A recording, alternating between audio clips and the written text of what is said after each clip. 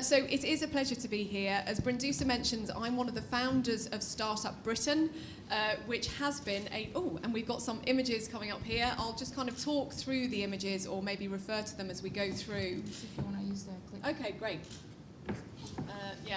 So I will refer to those.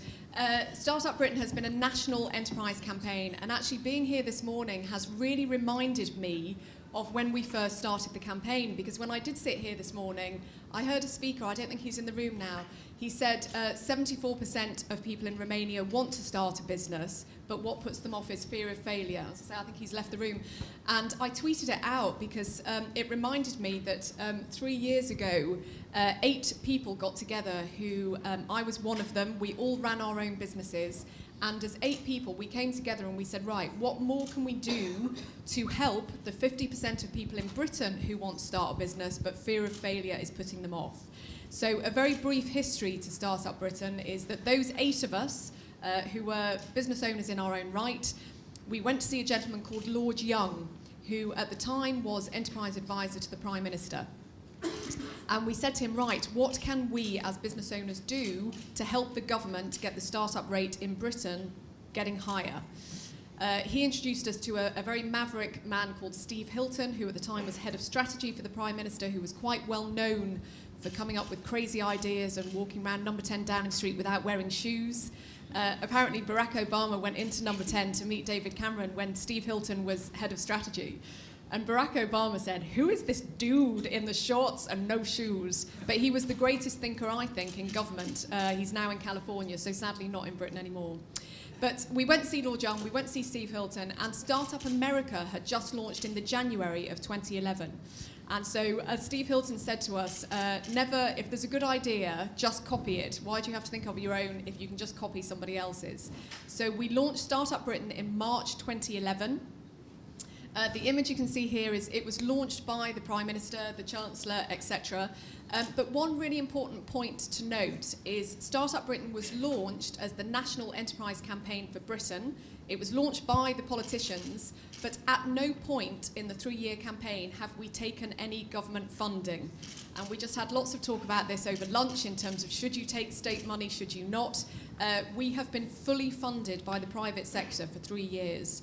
So we have gone out and we've got sponsorship from the likes of Intel, Dell, a company called Intuit, which is a big American business, PayPal, Microsoft, and they have funded all the activity that we've been able to run. In terms of the activity that we have run, online, in terms of the Startup Britain website, it's essentially a first port of call for anyone who's starting a business, that they come onto the website, and if they're looking for funds or for mentors or for office space, they can get links from the website. And again, there was lots of talk this morning with the projects of the foundation to say, shouldn't all of the projects come together and kind of work in partnership? I know you work in partnership, but just kind of come together. One of the things that Startup Britain did really effectively is under one branded umbrella, it brought together lots of existing startup and enterprise projects. So all we said the role of the campaign was to point to all of the great things that were already going on. So we didn't want to replicate good things that were happening, we just wanted to make more people aware of those great things that were happening. So Startup Britain, the website, pointed out to lots of things.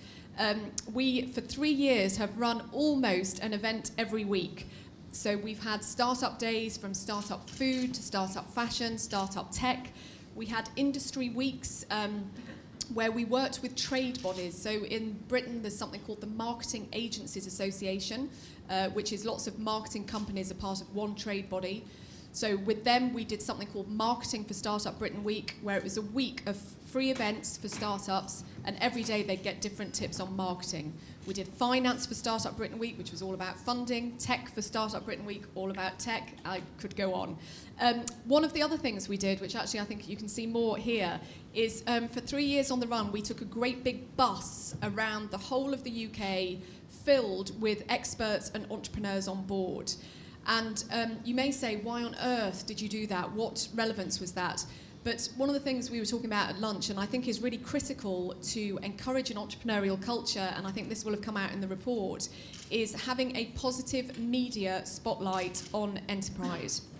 And I promise you, if you see a great big bus coming into your town, which you can't really see it on those pictures, but it was all branded StartUp Britain, start a business, become your own boss, was all over the bus. The media couldn't help but say positive things about it.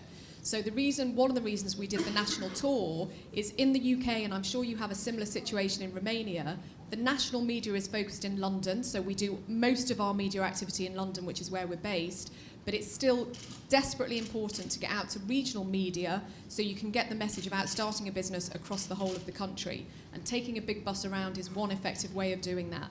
So we've had about 25,000 people that have come on the bus across the 3 years.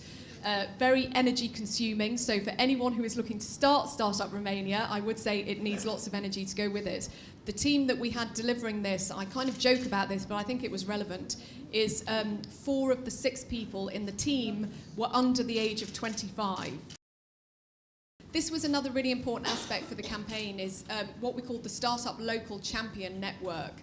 We had, when StartUp Britain launched, lots of people from across the UK got in touch with us and said, I live in, I don't know if this will mean anything to you, I live in Leicester, I live in Birmingham, I live in Brighton, I want to help my local startups get going, what can I do?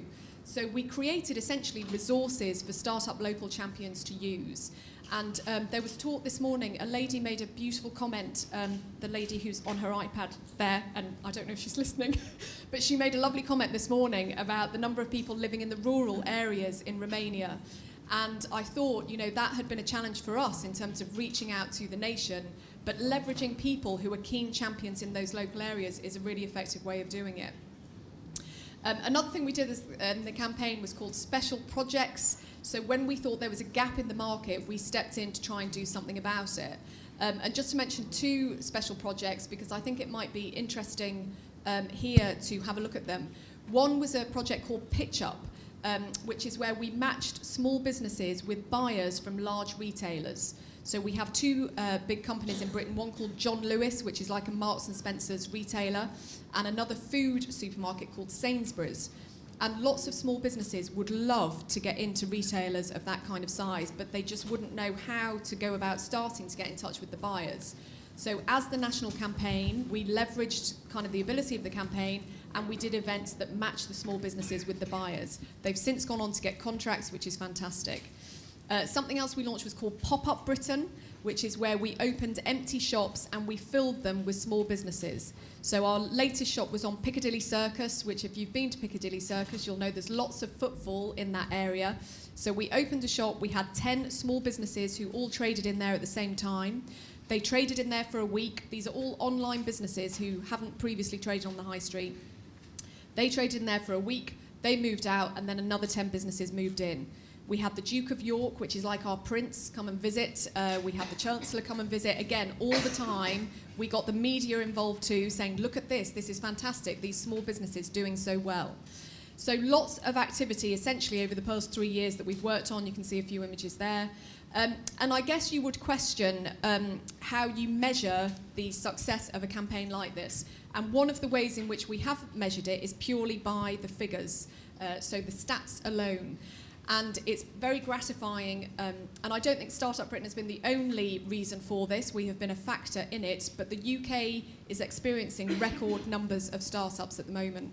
So in 2013, last year, 520,000 businesses were formed, which I was delighted about because at the beginning of 2013, I said to this team of young bunnies, right, our focus this year is for the first time in history, let's get the UK to over 500,000 startups. And it could be the kind of thing where you could say, right, let's try and do it, but if we don't do it, let's just not tell anyone at the end if we haven't done it. But we thought, no, we will be accountable. So on the website, we have something called a StartUp Britain tracker, which shows every day, every 2 weeks, every month, how many businesses are starting. And the data comes from something we have called Companies House, which is where you register your company. And it was getting towards the end of the year, and I was looking, thinking, I don't know if we're going to do this. So we kind of upped the sort of promotion, upped activity, and it was December the 13th. I remember it was a Friday. Friday, do you have that in Romania, where Friday the 13th is meant to be a really unlucky day? I don't know if you have that. But the morning of Friday the 13th of December, I woke up, checked on the tracker, sure enough, 500,000 businesses. So we ended the year with about 520,000, which was just a record number.